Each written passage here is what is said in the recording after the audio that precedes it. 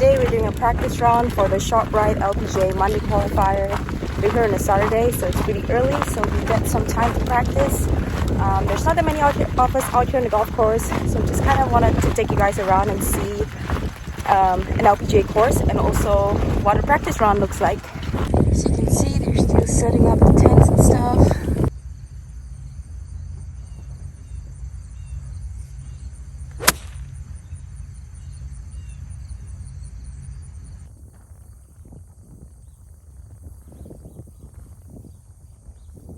So as you guys can probably guess, during a practice round, we don't really keep score. The main idea is to be able to see the golf course, to map our way around the golf course, and to kind of figure out what our game plan is going to be for the upcoming week.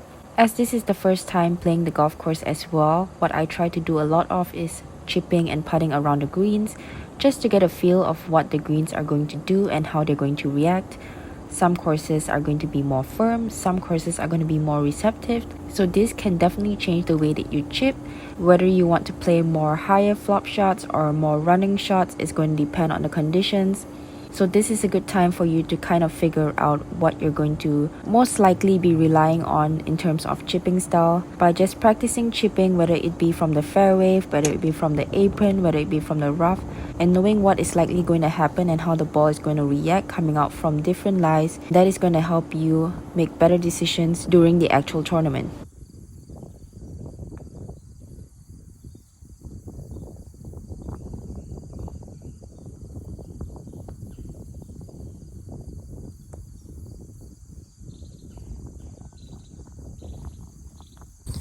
Don't know if you can see from video, but you can clearly see that the front of the green kind of slopes back.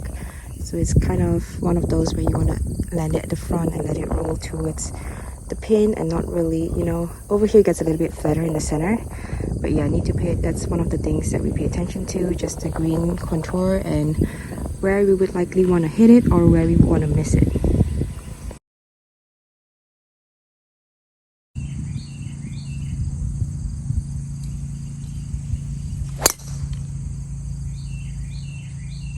So sometimes you have holes like this where you really can't see anything, but obviously there's quite a wide fairway, so you just kind of hit it somewhere in the proximity and see what happens after that for your approach shot. So like you can see, I'm also pushing my own bag. It's not too easy to get a caddy, especially right now, because most of the LPGA caddies are still in Arkansas for the Walmart Open, so we're literally just pushing our own bags. If we do end up being able to find a caddy, we will probably use one because it is beneficial. Well, first of all, you save a lot of energy, and also it's just like, and I'm not talking about just like a bag puller, pusher, carrier, whatever, but like an actual tour caddy can really help you a lot. So it is not easy to find one, and most of the time you're gonna have to do a lot of trial and error because not every caddy, no matter how good they are, might fit a player. So yeah, that's just one of the things that we don't really get the advantage of being able to have when you're not, like full-time in LPGA, because how are you going to find a caddy unless you're willing to pay a ton of money to follow you everywhere and like follow you to the point that they know your game very well, that they're able to help you. Yeah, it's just one of those chicken and egg scenarios as well, I guess. But yeah, for now, pushing our own bags. But if I do find a caddy that is willing to caddy for Monday, I think I will get one and just pay for it because I think it will be worth it. So yeah, we'll see. But yeah, for today's practice round, just me and my good old push cart.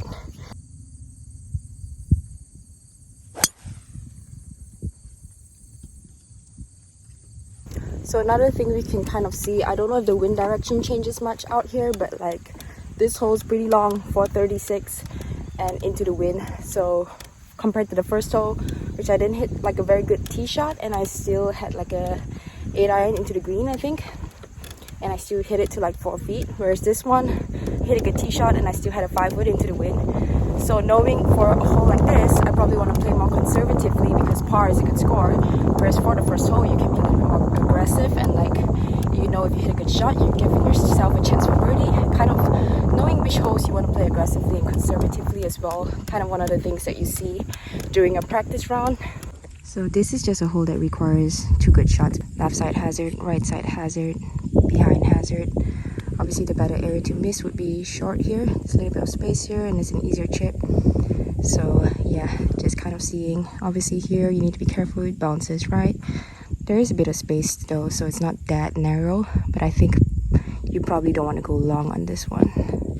So like I said in the first hole, I do a lot of chipping and just trying to figure out what the greens are going to do on a different golf course. So I'm hitting a couple of balls or a couple of chips from this spot just to see if I were to miss it and the pins were in different locations, would it still be a good place to miss? And if so, I might make a little note on my yardage book just saying that short right is a good miss. So you're not always going to hit perfect shots. So it's going to be important to know where you can miss it because that is also definitely going to affect your decision. So on a hole like this where it is longer, like I said, it's 436 into the wind and there's not many trees to block the wind. So you know that if it's windy, it can get pretty windy. And like I said, today I was hitting a 5-wood. So when you're hitting a long club like this, you need to know where your miss is going to be because the chances of you missing realistically is going to be higher than if you were hitting something like a 9-iron, obviously. So you want to make sure that you have a good plan so that whatever you're hitting into this green, you can hit it confidently and you know that if you were to miss it, you're still going to be in a good spot and you're going to give yourself the best chance to get an up and down from that position. Also, like I said before, during practice rounds, I focus a lot on my putting as well just to see green breaks and if there are subtle breaks or if certain courses they have things such as mountain breaks or for a course like this, it might break towards the direction of the sea. These are things that you might not necessarily know if you are not a local or if you do not practice in a course very often. However, I do try to make short putts as well. So making these short putts are more of a confidence kind of thing and it's always good just to see the ball go in the hole. So that is something that I do in addition to putting just randomly to different spots on the green. And usually where I putt to is where I think they might put the pin. So you can kind of guess a pin location if you've played enough tournament golf. So that is kind of the areas that I try to putt to and just see if there are any subtle breaks or putts that I didn't think would break a certain way, breaking a certain way. I would take note of that in my yardage book.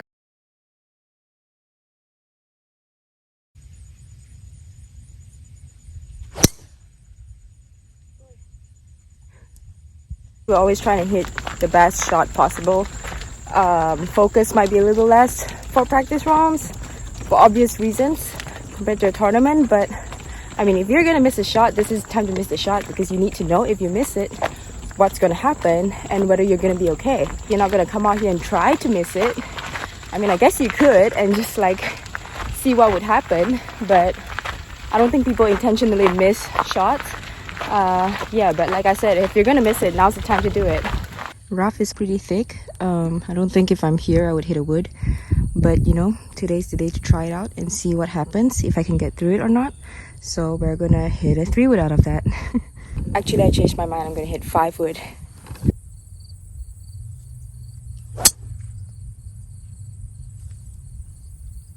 That was not bad, but I also feel like I could have gotten an iron to the same distance.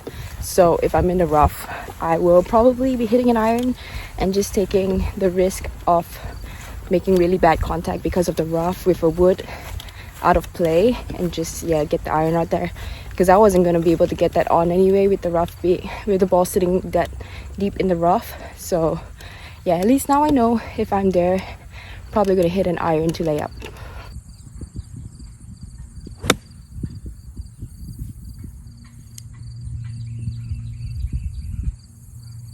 This is definitely a hole that you're going to want to try and hit the fairway because like you can see up here, hitting the fairway probably means going for 2-on, so that's going to be a big advantage. But also if you miss the fairway, it's not a long hole. So I feel like this is one of those holes where you can kind of just smash the drive and try to get it as far as possible and try to get yourself in the best possible lie to go for the green in 2. Pretty thick rough over here though.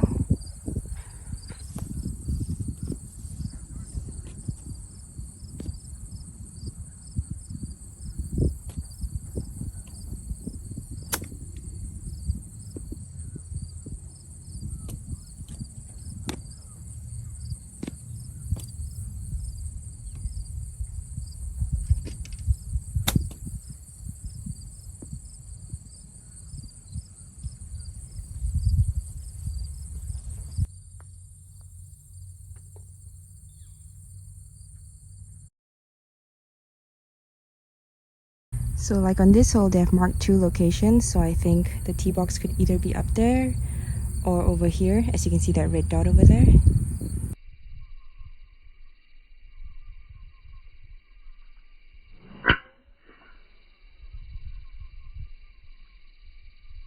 So for the drive just now, it kind of looked like you wanted to stay a little bit like there was bunkers on the left side, but like you can see here, there's actually so much fairway left, so I will have to just adjust my aim. My aim was actually that thing there. You want to choose something that is permanent as your aim if you're going to choose a target.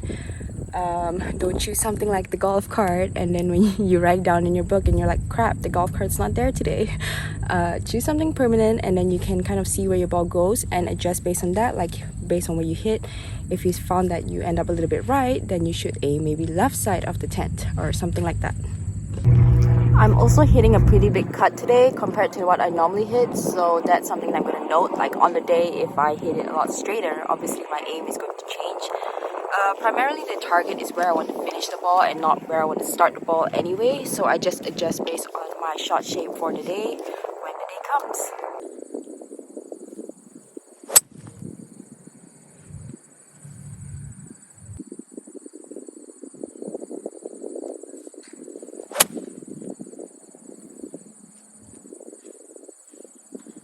So like I said on the previous hole, like I'm pretty much hitting a hybrid there, even though I was probably going to hit a 5-iron if I was put in that situation during the tournament. But I want to see what it does, and I think you can pretty much guarantee that the ball is going to go a little bit left from the rough out here. So if that's something that you can depend on, then it helps you, because then when you're in the rough and you decide to hit a wood, you know it's going to play a draw, so then you can aim more right. Whereas sometimes the rough, it doesn't catch the ball that much, so it goes pretty straight still. Whereas out here, I think the rough is pretty thick, so it will pull it a little bit. So knowing that also helps with your targeting and your aim. Also, you can see here, the first one that hit a little bit left, it is really wet. Like you can see puddles of water there. So you might want to avoid this. They might give you a relief, but I don't think they will if like where my ball is. If you're in the water, you get a relief, but I don't think you will from here. So you might want to stay to the right side of the screen.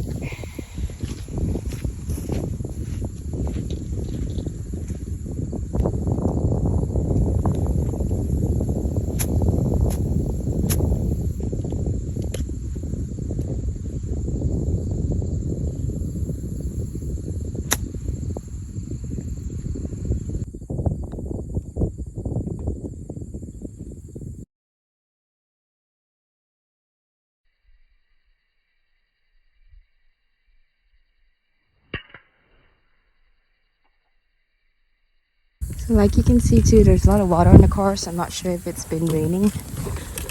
But one thing that you can get from that is that's kind of the indicator of which way a hole is sloping. Because most of the time, a hole slopes a certain way so that because of the drainage and the water will go to a certain direction. And usually that's the low point of a green, a fairway, whatever it is. But that can also help you like see potentially breaks on a green. Because obviously if that's the low point, potentially the opposite direction is going to be the high point. And also it's a wet area, you don't want to hit in there because you're not going to get as good of a lie. So yeah, some of the things to pay attention to, especially during a practice round when you're like looking at the golf course.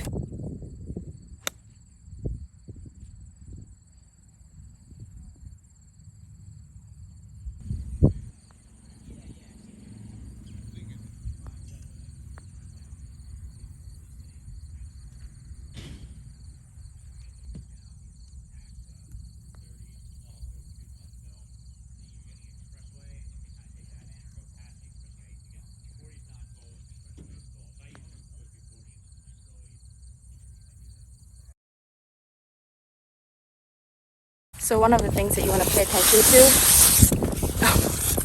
with a short hole like that is potentially you might want to tee off with a 3-wood if the pin is in front, because I had 65 yards, the pin was all the way behind. So if the pin was forward, I might have like a weird 50-yard chip, which potentially might be better to hit a full shot into that green. So that's one of the things to consider on short holes. Busy at work over there.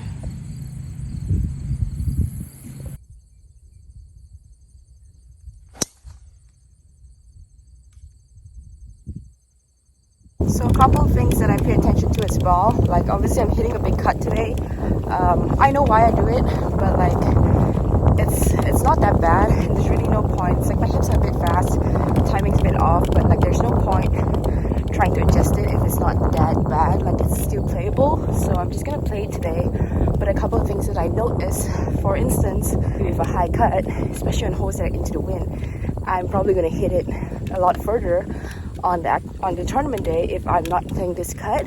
And also like I can kind of take note of what's on the right side of the fairways, and also like how much space I have left, and like adjust my target accordingly, like I said before. And also just pay attention to like sometimes maybe the right side is a better miss. So like on that hole I didn't hit it very good and I thought it was pretty bad. I'm still on the fairway and it's like perfectly in play. It's not even that short. So yeah, I'll pay attention to it, but I'm not gonna like try and adjust it just because, like I said, it's not that bad. It's not gonna cost me any strokes by doing that. So yeah, just a couple things to pay attention to, and certain things that like you kind of take note of during your practice round, because I mean your swing changes every day. You're not gonna have the same swing. You're not gonna have hit it to the same spot every single day. So you just kind of have to take note of it and just adjust as you go. But you can't always try to like fix your swing and get the perfect swing, because you're just gonna be super frustrated and that's just never gonna happen.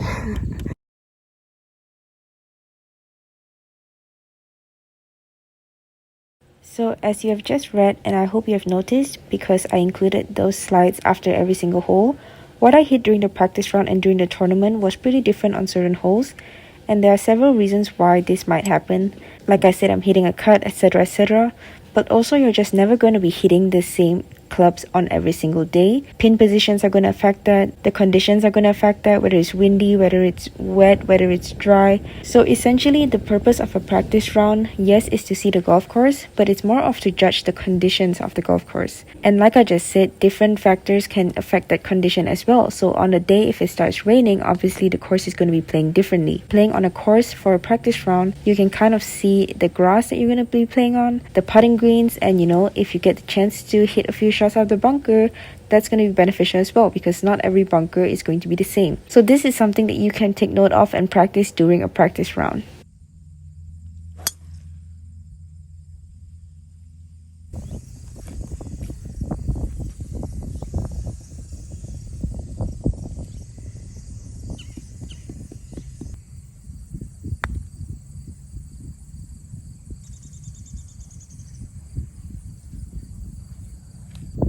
One of the things that I personally pay a lot of attention to is how the ball reacts on the green. I hit a 5-wood on that par 3 and it even backspin. So pretty much playing a lot of carry distance. I think it could be also because, I mean, I don't know if it's been raining, but also we're by the sea or something. I mean, it's called sea view. So probably a lot of dampness in the air, and that's why it's playing very receptively. So you can be pretty aggressive with your approach shots and your chipping as well.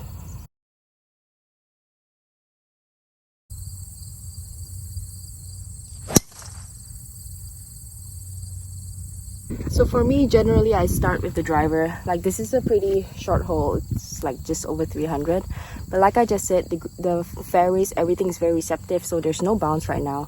So I always start with the driver, and if I go up there and I feel like for a front pin I probably do not want to be at this distance, then I can dial it back. But I always go with the driver first rather than like, you know, practicing with anything shorter, and then if I need to dial it back I can. But at least I know with the driver where I will be, and then I kind of judge based off that, like if I want to go shorter or not. So I think you can tell with this course, the holes kind of vary from like pretty long, like almost hitting like a 5-iron. I mean, like I said, there's no roll today, so maybe it's playing longer, but like from a 5-iron to even a 5-wood. And then it gets pretty short to like almost chipping, or if anything like hitting a 58-degree wedge. So I think it's a lot of capitalizing on the shorter holes and, you know, trying to make birdie when you can, and on the longer holes playing it a little bit smarter. Like obviously with a 5-wood going into the green, you can make a birdie great, but like a par is a good score. So knowing which holes to capitalize on, I think it's important, especially for scoring. Yeah, don't get too upset if you bogey a long hole, but then just try to get it back with the shorter ones.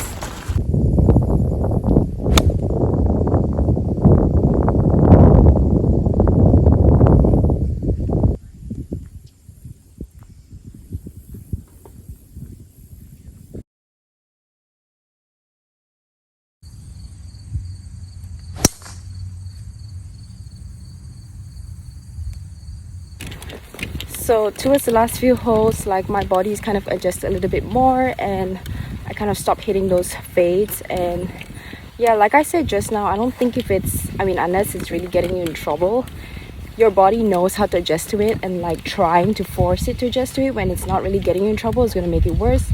So that's why I naturally just kind of let it play out. And as you can see, it just slowly adjusts back to what it knows it should do. Yeah, that's just, I mean, this is part of practicing and playing golf, you know. That's why we practice, so our body knows the right tempo, knows what it's supposed to do, knows when it's a little bit off, and knows how to adjust itself. Yeah, other than that, playing golf, it kind of reminds me of playing golf in Malaysia. Like, the driver is not getting any run. In fact, it's back spinning. Reminds me a lot of home. So this is a par 5, but look at the second shot of this hole. Like, I think I see a glimpse of the pin over there. I don't know if you can see it. It's like over there. But like, what is past all these? I have no idea. And that is why you need a practice round. And I know I'm gonna get people telling me, Jen, just go get an app and see the hole on the app and stuff like that. But like, usually we have a yardage book. The yardage book guy comes tomorrow, so we don't have one today. But like, I'm already out here playing, and like I said, there's nothing wrong with hitting bad shots, because if you're gonna hit bad shots, today's the day to hit it. So like, you don't have to think too much. Just kind of hit what you think and see what happens. Like, it's not the end of the world if you hit a good shot and go into a bad spot, because it's today. It's the practice day. You're supposed to hit your bad shots today. So yeah, that's why I'm just kind of like gonna hit and see what happens.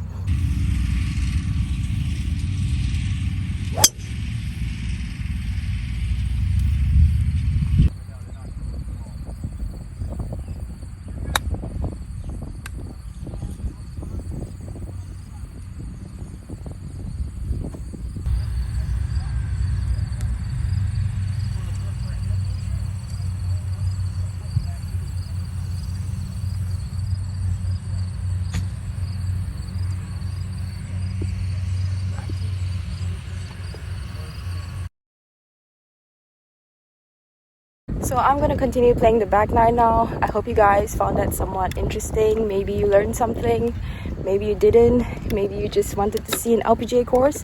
So yeah, here you go. This is the venue of the Shoprite, the week of the Shoprite. So I hope you guys enjoyed that and enjoyed this little video. Catch you guys next time.